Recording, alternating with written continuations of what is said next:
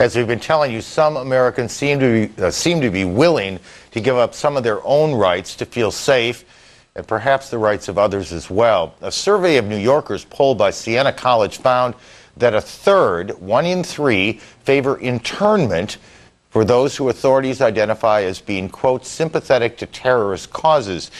You can see how this current mood might make many people nervous. What, after all, does sympathetic to terrorist causes mean? More now on civil liberties and the law. We're joined by CNN legal affairs analyst Roger Cossack and Representative Zoe Lofgren, a California Democrat. Welcome to both of you.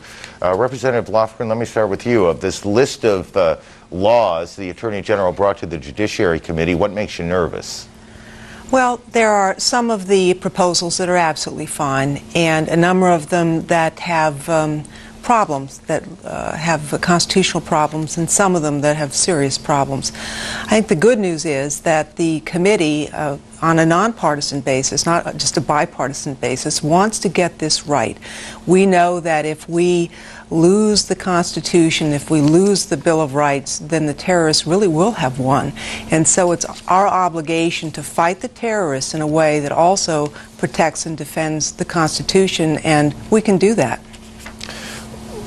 Focus in on, if you will, please, on those parts of the proposal that you think need to be changed, that go too far, however you want to frame it, that are making you and many of your colleagues, or a number of your colleagues, uncomfortable. Well, I think some of the biggest issues have to do with the habeas corpus provisions, where there would essentially be limitless incarceration for people who are accused of doing terrorist or being associated with terrorism. You can't do that under the Constitution. But it's clear to us from our initial conversations today with the administration and Democrats and Republicans that there are ways to fix this so that it is constitutional, and we're going to do that. Some of the wiretap issues need to be refined. You can have a wiretap and you can have a search with a warrant. That's consistent with the Fourth Amendment. But we need to make sure that the particularity provisions articulated in the Fourth Amendment are honored, and I think we can do that as well. Roger, I heard the words today, indefinite detention. I understand what both those words mean, but I'm not sure how they're applied here. Does that mean detaining someone without ever bringing them before a judge? No, I don't think it's the way it's being proposed. I think what it means is that there would be a series of detainments, if you will, that there would be a period of time for the initial detainment, and then the Attorney General or his representatives, the United States Attorney's Office, would go before the judge and explain why this person should and needs to be detained. The problem, obviously there's a couple of different problems, as the Congresswoman just referred to. There's the habeas corpus issue, that you just can't keep people in jail, the great writ of this country, which is that you just can't keep people in jail without bringing charges against them. The second issue is that in a time like this, judges, like everybody else, are under great pressure to give in to law enforcement, and perhaps the notion that we're going to rely on judges to be as neutral and detached as they might be under different circumstances may be difficult. And I think those are the problems that the Congresswoman is referring to, at least in this particular issue, Aaron. And Roger, just one other point here. I heard the phrase prevention first a lot today. That's a tricky one in the law, isn't it?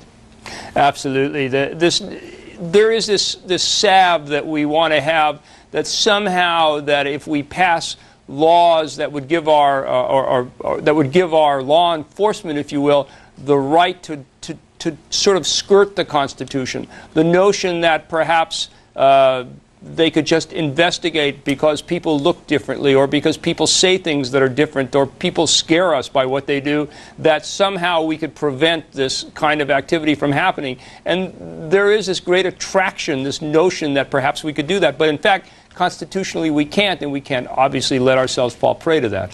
Congresswoman, let me give you the last word here. There does seem to be a legal freight train rolling down the tracks here. Are you confident that there are breaks in place along the legislative process so that bad law does not come out of an awful case? Well, there's no guarantee, of course, but I'm actually increasingly confident. Today there was some scratchiness in the committee. That's not unusual. It's the Judiciary Committee. But we were supposed to have a markup at 10 o'clock tomorrow and report the bill, and the freight train was rolling.